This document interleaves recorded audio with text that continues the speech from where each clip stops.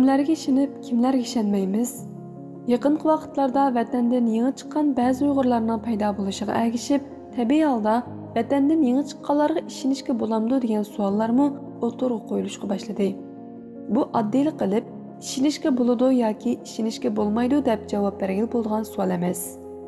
Uningga to'g'ri javob berish uchun oldi bilan vatanda tug'ilib, o'sib cho'ng bo'lgan, vatanda tarbiya ko'rgan va Xitoy hukumatining uzun yillik kommunistik tarbiyasining ta'siriga uchragan xalqimizning real ahvolini, har birimizning chet elga chiqqan dastlabki vaqtlardagi o'y fikr qilish usuli va ruhiy kayfiyatimizni obdan bir eslab beqishimizga, ham shundaqla ishonish bilan ishonmaslikning sabab natijalik oqibatlariga bir nazar silib chiqishimizga to'g'ri keldi. G'arb davlatlarida yashayotgan mutlaq ko'p sonli Uyg'urlar har xil sabablar tufaylidan 1990-yildan keyin chet ellarga chiqqan Uyg'urlar bo'lib, ularning oz bir qismi siyosiy sabablar tufaylidan vatanni tashlab chet elga chiqib ketishga majbur bo'lganlardan boshqa ko'p sondagi Uyg'urlar chet ellarga o'qish va erkin yashash uchun chiqqan bo'lib, ularning ko'pinchisi vatanni mustaqil qilish g'oyasi bo'lishni tayin. Ularning bir qismi chet elda yaxshi o'qish bitirgandan keyin vatanga qaytib ketib, millat uchun xizmat qilishni maqsad qilgan bo'lsa, yana bir qismi erkin dunyoda yaxshi turmush kechirishni maqsad qilganligi hammamizga ayon. Ko'pinchimizning ko'z qarashi va ideyasi vatandan ayrilib chet elga chiqqandan keyin, vatanni bilmagan ishlarni bilgandan keyin asta-asta o'zgarishga boshlagan. Albatta vatanda tashkilot qurib, har xil siyosiy faoliyatga qatnashgan yoki mustaqillik da'vosi qilib, vatandan ayrilishga majbur bo'lganlar buning sirtida.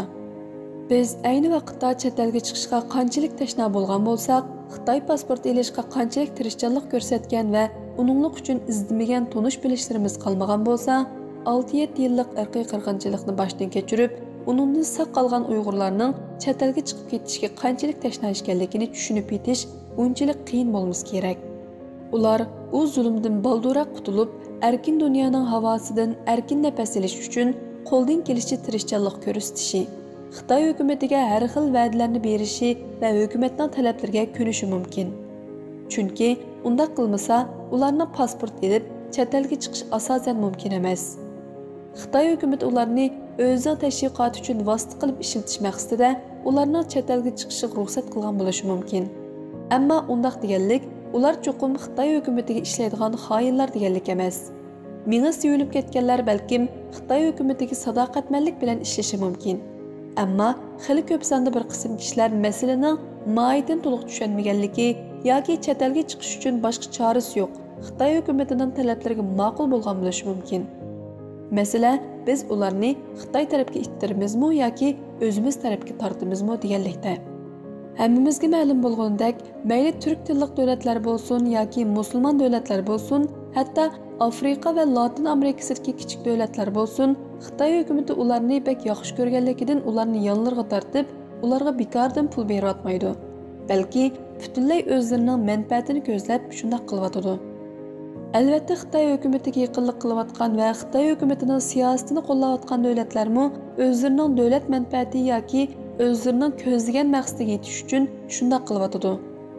Albatta kim kimdan foydalandi va kim ko'zlagan maqsadiga yetib, kim ko'zlagan maqsadiga yetolmaydi, u boshqa masala. Xitoy hukumati chet elga chiqishga yo'l qo'ygan Uyg'urlarga nisbatan cho'qim ko'zlagan maqsad va nishonlarining borligi aniq. Yangidan pasport olib chet elga chiqayotgan Uyg'urlarning o'ziga tushliq biror sabab va maqsadlarining bo'lishi tabiiy. Muhim bo'lgani Xitoy hukumatining maqsadining borligi va Uyg'urlarning pasport olib chet ellarga chiqishga ruxsat olish uchun qanday shartlarga ko'nganlik emas, balki ularning chet elga chiqqandan keyin qaysi yo'lni tanlab mang'ishidir. Agar biz ularni yinimizga tortib, ularga ishonsak va ularni to'g'ri yo'lga boshlasak, kam deganda ularning bir qismini sepimizga qatalishimiz mumkin. Bo'lmasa, ular o'zi bilgan yo'lda meng'ishi mumkin. Bu yerda muhim bo'lgani bizning ularga qanday ta'sir ko'rsatishimiz. Ishonish demak ittifoqlik demak, ishonish demak hamkorlik demak, ishonish demak do'stlik demak, ishonish demak sirdosh demak. O'zaro ishonish insonlarni bir niyat, bir maqsadda bir yerga to'plash demak. Ishonish deganlik hargizmi barliq sirlarni boshqalarga deb berish deganlik emas. Qancha odam ishonaman deb maxfiy saqlagan pullarini yoki bank kartining maxfiy nomerini kunda bir uyda yashagan ayolga deb berdi. Qancha odam bo'ytaq do'stlari orasidagi erkak paranglarini ishinaman deb qiz do'sti yoki ayoliga deb berdi.